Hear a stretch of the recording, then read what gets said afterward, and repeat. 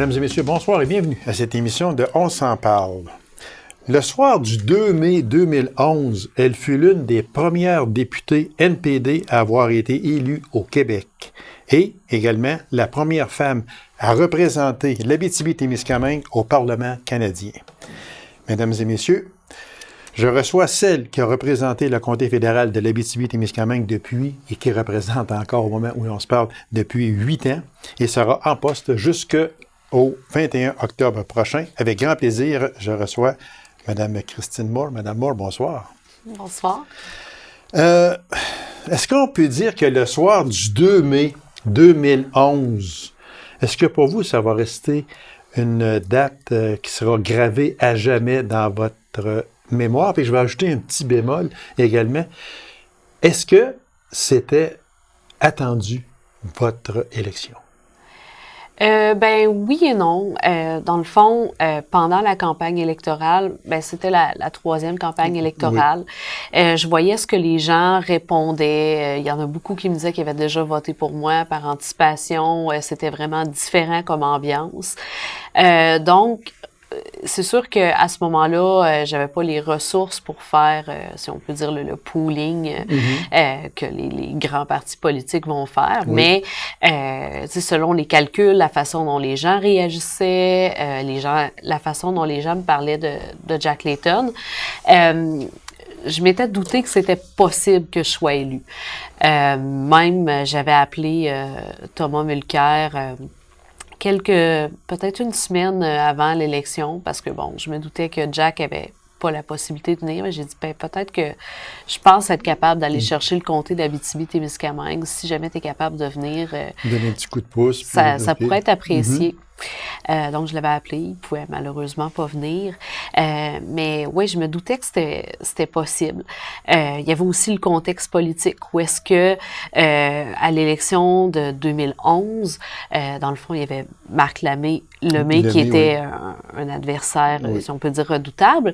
Mais du côté libéral, du côté conservateur, on n'avait pas mis sur la table des gros noms. Donc, dans le fond, il y avait juste Marc qui était... C'était une lutte à deux. Effectivement. Donc, en considérant que c'était une lutte à deux, en considérant le contexte, où est-ce que, bon, le candidat conservateur libéral n'était pas du tout en voie de gagner et que c'était pas des gros noms, qui n'étaient pas très connus non plus, ben je me doutais que c'était possible. Sauf que moi, dans ma tête, je m'attendais à rester en avant de ma télévision jusqu'à 2 heures du matin. Puis je me disais, si je vais chercher le comté, ça risque d'être probablement par moins de 500 voix, mais c'est possible. Donc, c'était un peu dans ce contexte-là que je suis partie. Donc, moi, je m'attendais à une soirée vraiment longue avant de savoir les résultats. Donc, la surprise, ça a vraiment été d'annoncer 3e au Québec. C'était presque au début. En 15-30 minutes, c'était réglé. J'étais devenue députée. Fait que c'est ça qui a été un peu plus un choc, si on peut dire.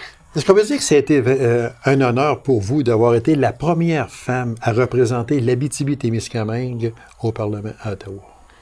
Ben oui, c'est sûr. Je suis contente d'être la première femme députée d'Abitibi-Témiscamingue au fédéral.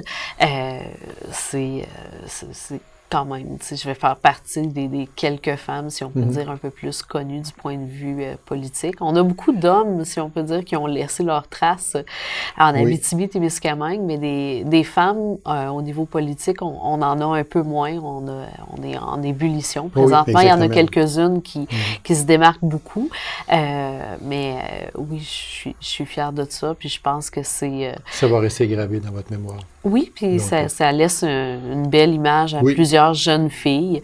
Il y a plusieurs jeunes filles qui ont dit reprendre goût à la politique, reprendre goût à suivre ce qui se passait du point de vue politique, parce que je me suis engagée. Et par la suite, il y a beaucoup aussi de femmes, de mamans particulièrement, qui ont dit tu montres qu'on est capable. C'est ça, parce que vous avez été une maman présente. Puis même, vous avez emmené votre bébé au Parlement à Ottawa. Les 3. Oui, exactement. Fait que c'était quand même... Ça, c'était, je crois, très apprécié dans le monde féminin, ce que vous avez fait.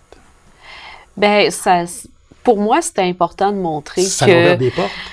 Ben, comment je peux dire, que la maternité est une réalité. Ben oui, et que exactement, si oui. on veut avoir des femmes en politique, ben il faut accepter que la maternité Soit vient présente, avec. exactement. Oui. Puis ça l'a montré que il fallait pas laisser notre rôle de mère nous arrêter. Oui, Fallait exactement. pas...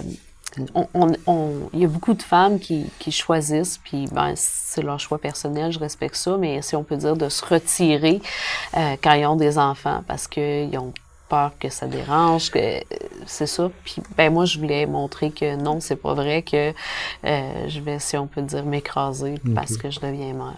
Non, non, absolument pas. Puis, vous encouragez aujourd'hui la gente féminine à faire de la politique? Ben oui, c'est sûr que je les encourage, mais il reste aussi que c'est extrêmement difficile. Je pense que si on veut faire de la politique quand on est une femme, il faut être prête à savoir ce qui s'en vient. C'est quand même assez difficile. Des sacrifices beaucoup aussi. Oui, les sacrifices, mais c'est aussi, il y a encore beaucoup de double standards. Déjà, quand on en est conscient, c'est moins pire. Quand on apprend à travailler avec ça, ben c'est moins pire. Comment je peux dire? La première fois que je suis allée dans une réunion de l'Association parlementaire de l'OTAN, des femmes en bas de 30 ans, il n'y en avait vraiment pas beaucoup. Ah, okay. Juste des femmes, il n'y en avait pas beaucoup. Fait que c'est sûr que ça peut représenter un désavantage, être intimidant, mais on peut aussi apprendre à tirer avantage de ça. Puis, ben, en étant la seule jeune femme en bas de 30 ans parlementaire à l'Assemblée de l'OTAN, par exemple, ben, ça m'a permis de faire en sorte que tout le monde savait j'étais qui. OK. Un homme dans la cinquantaine, ben, il passe inaperçu. Une jeune femme de 30 ans, ben... Est-ce que vous aviez un mentor en politique? Pas spécifiquement. Il y a des gens qui m'ont bien aidé quand j'ai été élue. Ben, il y avait Charlie Angus quand j'ai commencé à militer au NPD que bon, je connaissais le travail. Donc, il m'a beaucoup aidé au niveau de l'organisation. Ça, c'est le député du NPD. Dans il est dans le nord. Timmins-James-Bay. OK, exactement. Juste à la frontière du Québec. Oui, c'est ça. Donc, il y a plusieurs députés ontariens qui m'ont aidé. Claude Gravel, qui a son épouse vient du Témiscamingue aussi, okay. qui m'a donné un coup de main.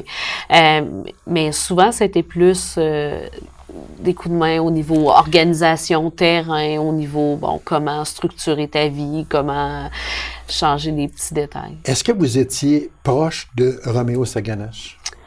Ben, on a échangé plus au départ. C'est sûr qu'il a été beaucoup occupé. Et malade aussi, un certain temps. Oui, c'est ça. Donc, mais oui, je l'ai connu. C'est sûr que, si on peut dire de 2011 à 2015, j'ai été proche de certains jeunes députés qui n'ont pas été réélus. Okay. On était plusieurs, si on peut dire, sensiblement du même âge à arriver en même temps au Parlement. On a vécu cette expérience-là ensemble. Et bon, malheureusement, il y en a beaucoup qui n'ont pas été réélus. C'est ce qui a fait aussi que je pense que le mandat de 2015 à 2019 a été beaucoup plus difficile. Ce mandat-là que vous terminez, là, ce mandat a été plus difficile que le premier mandat? Oui, parce que le premier, J'aurais pensé le contraire. Non, mais le premier était un peu...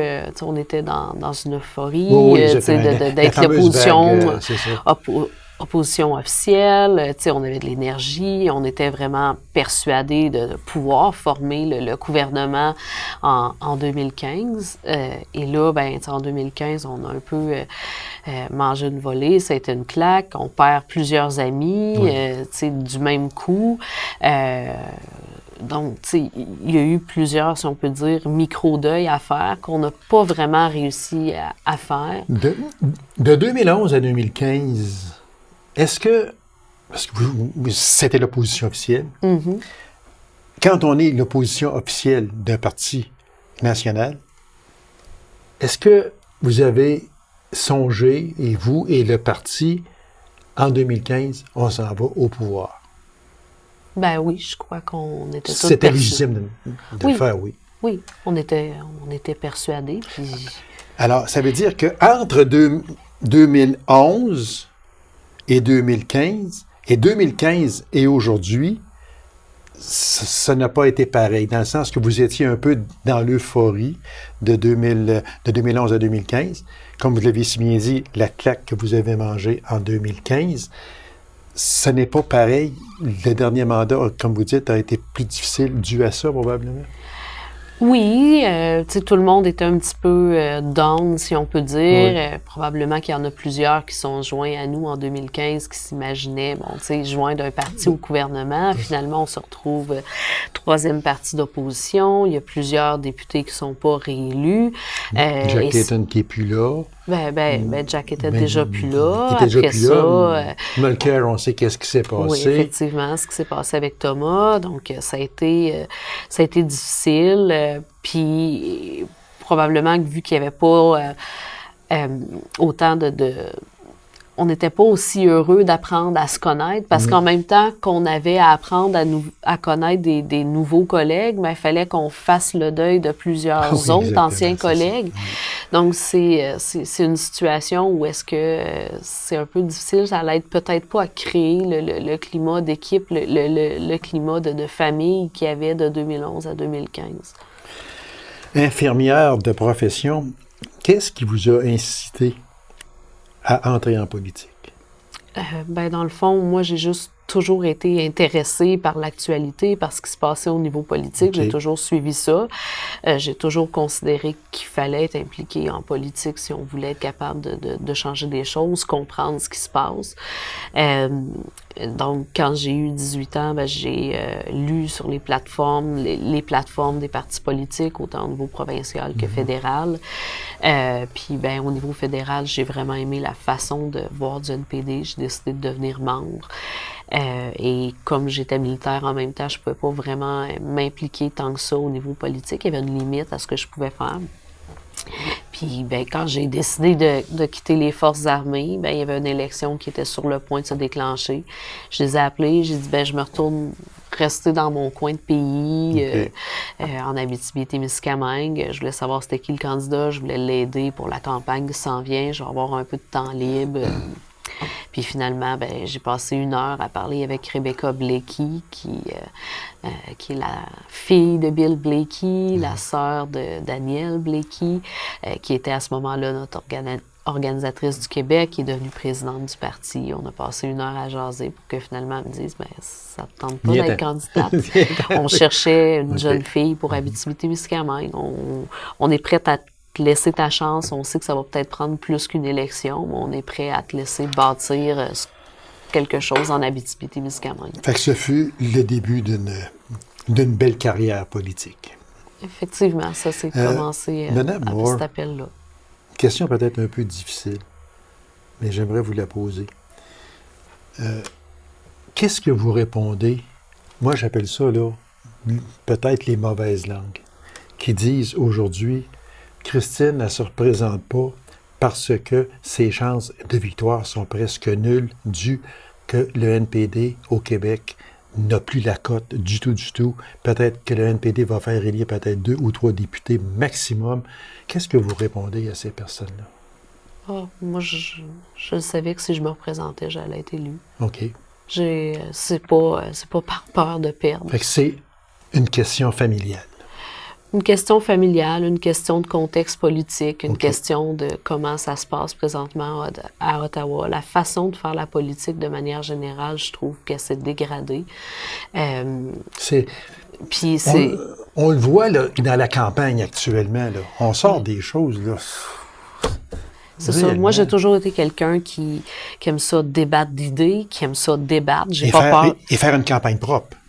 Faire une campagne propre. Moi, j'aime ça être sur les idées.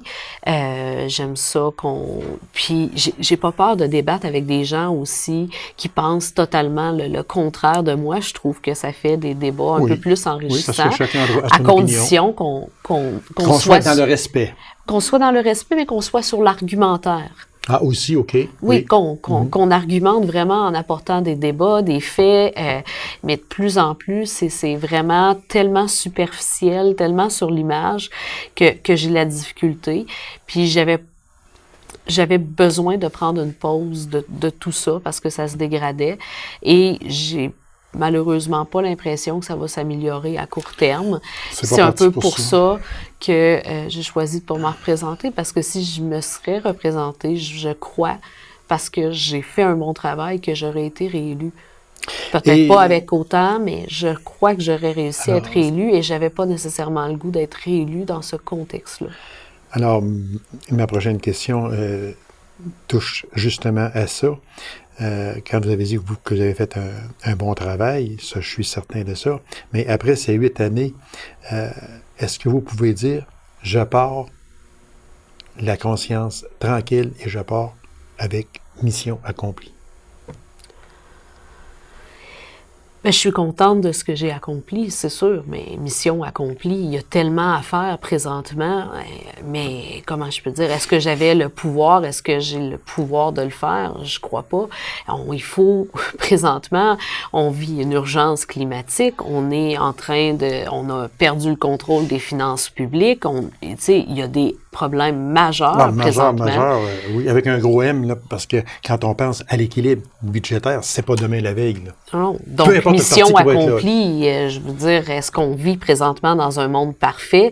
Non, donc je peux pas dire mission accomplie. On vit pas dans une société parfaite où est-ce que il y a plus aucun problème. Maintenant, est-ce que j'aurais pu avoir un contrôle sur tout ça puis empêcher tout ça? Je crois pas. Mais je crois que j'ai réussi à faire certains changements qui vont laisser leur marque au niveau du Parlement canadien. Ça, j'en ai aucun doute. Si je vous demandais, qu'est-ce qui vous a le plus déçu en politique?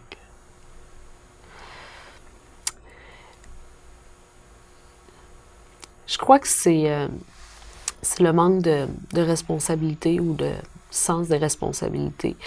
Quand j'ai été militaire, j'ai été habituée que quand tu fais une erreur, ça peut tuer des gens. Tu peux avoir la mort de personnes sur la conscience. Quand tu es infirmière, que tu fais des erreurs, que tu fais pas bien ton travail, même chose. Il peut y avoir des gens qui vont mourir. Mais en politique, il y a des gens qui botchent complètement leur travail, qui font des choses tout croche, et quand on essaie de les confronter, ben ils se déresponsabilisent totalement. Ils n'ont pas l'air de prendre conscience que à cause de leur mauvaise gestion, de leur mauvaise façon de faire, il y a d'autres choses qui se passent en arrière. Ceux qui ont géré Phoenix, le système de paye des employés. Le système de paye présentement, il n'y a personne qui est responsable. Tout le monde se repitche la balle. Mais il y en a des personnes responsables. Et ces personnes-là responsables, ils doivent être conscientes qu'il y a des gens qui se sont suicidés. Il y a des gens qui ont tout perdu. Qui ont tout perdu, qui ont perdu leur maison, qui ont perdu leur famille. Exactement. Puis il y avait un emploi, sauf qu'ils n'étaient pas payés. C'est ça le gros problème. Mais comme vous dites si bien, il y en a qui se sont suicidés. Il y a eu des divorces, mon Dieu, il y a eu tellement d'affaires. Mais et comme vous dites si bien, c'est la faute à personne. C'est ça. Donc, tu sais, pour moi, c'est difficile parce que je suis habituée, j'ai été habituée de vraiment prendre mes responsabilités, puis j'ai été habituée aussi de ne pas, à mesure que je me rends compte qu'il y a une erreur, qu'il y a quelque chose qui marche pas, de tout de suite l'admettre parce que ça peut juste empirer les choses. Et là, on s'entête dans l'erreur aussi perpétuellement. On continue, même si on leur dit ça marche pas, on continue à le faire parce qu'on veut pas admettre qu'on s'est trompé. Puis moi, je me suis habituée qu'on peut pas faire ça. Si tu te rends compte que tu as donné le double de morphine à un patient, il faut que tu l'admettes parce que tu as peut-être une chance de le sauver, tu as peut-être une chance de corriger le tir, de donner du naloxone puis de faire en sorte que la personne va s'en tirer. Mais si tu fais semblant de rien puis tu t'en laves les mains, il y a un gros problème. Ça veut dire que ce qui vous a le plus déçu, peut-être, c'est la franchise qui n'était pas au rendez-vous à plusieurs choses. La franchise, mais aussi de ne pas comprendre, si on peut dire, toute la boucle. Tu sais, c'est pas juste des lois que tu es en train de voter, là. Il y a des choses qui découlent. Tu sais, quand tu décides, quand tu votes, si oui ou non, tu sais, t'envoies des gens dans une mission militaire. Tu sais, il y a peut-être des soldats qui vont mourir, il y a peut-être des civils qui vont mourir. Il faut que tu sois persuadé que c'est vraiment la bonne chose à faire. Et je trouve qu'il y en a qui prennent des décisions vraiment à la légère puis qui comprennent pas tout ce qui découle de ça. Voilà. Vous avez piloté de nombreux dossiers, là, surtout au niveau national et régional aussi également. Lequel des dossiers que vous avez pilotés vous a donné le plus de satisfaction? Bien, c'est sûr que tout ce qui est la question de reconnaître la maternité au Parlement, de faire reconnaître tout ce qui entoure la parentalité au Parlement, ça a abouti sur un changement concret. La loi sur le Parlement a été modifiée à cause du travail que j'ai fait. Donc, ça, je pense que je peux en être fière, puis j'ai une certaine satisfaction parce que c'est aussi un combat que j'ai décidé de mener de front un peu par moi-même. C'est pas quelque chose que je me suis fait assigner puis qu'on m'a dit c'est ça que tu vas faire. C'est quelque chose que votre propre chef de mettre ça sur place publique. Effectivement. Puis on n'a pas eu le choix de suivre, si on peut dire. Vous avez réussi. Mais par contre, il y a un dossier que moi je me souviens très bien. On vous avait donné dans l'opposition le dossier de l'armée. Des achats militaires. Et voilà. Et achats militaires, exactement. Ce sont des centaines de millions et plus et plus. C'était un gros dossier. Et moi, je me souviens très bien qu'un politicien, qui n'était pas de votre parti, qui m'a avoué ici, me disant « Madame Moore dirige ce dossier-là d'une main de maître ». Oui. Bien, c'est sûr que c'était mon premier dossier.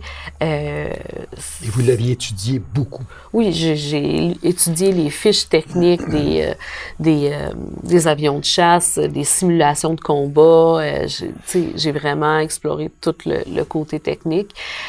Puis comme j'étais une ancienne militaire, c'était quelque chose qui était vraiment intéressant puis passionnant avec moi. C'est sûr aussi que j'ai quitté les forces armées fin 2005.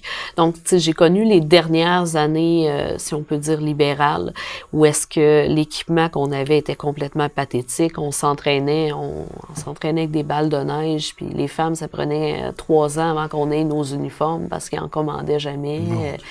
C'était vraiment, il y avait eu un désinvestissement massif. Les gens n'arrêtaient pas de dire que quand on allait à l'étranger, on se faisait pas tirer dessus parce que les forces ennemies avaient pitié de nous autres à cause de nos L6 avec des portes en toile pendant que les autres pays étaient avec des véhicules blindés. Donc, après avoir vécu ça, c'est sûr que quand tu te mets en charge des achats militaires, quand tu es conscient de tout le désinvestissement qu'il y avait eu puis des besoins des forces armées, exactement. En ayant été sur le terrain, ben c'est sûr que je l'avais pris très au sérieux. J'étais une jeune femme, j'avais 27 ans. C'était aussi, il y a très peu de femmes à qui on a confié, si on peut dire, les dossiers militaires. Traditionnellement, on envoie ça à des hommes députés. Et vous l'avez mené d'une main de maître. Je vous remercie. Parce que le temps nous parler, Mme Moore. Si je vous demandais, quand avez-vous commencé à jongler un peu avec la décision de vous retirer de la politique en 2019, c'est-à-dire jusqu'au 21 octobre prochain, date du scrutin? Quand ça a commencé à effleurer de votre esprit? Ben, comment je peux le dire? C'est dur mentalement, physiquement, des conditions de travail de député.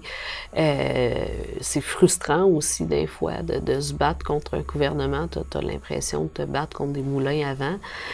Je vous dirais que déjà en 2013, des fois, je me levais puis j'avais le goût de tout abandonner. Il y a plein de fois que j'ai voulu que j'étais plus capable, que j'étais tannée. Puis souvent, je jasais avec mon mari, mais il disait « Ouais, mais Christine, si tu pars, qui va rester? » Je veux dire, ça en prend des personnes honnêtes comme toi. Si tu pars, qui va rester? Fait, qui m'encourageait. Fait que j'ai continué. Il y a aussi, pour moi, il fallait que je finisse mon mandat. Il y a ça, là.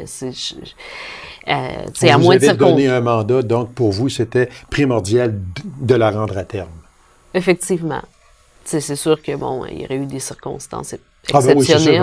Oui, c'est sûr, c'est sûr. Mais de manière générale, même si c'était extrêmement difficile, j'aurais eu l'impression d'abandonner en cours de route. C'était important de me rendre jusqu'au bout.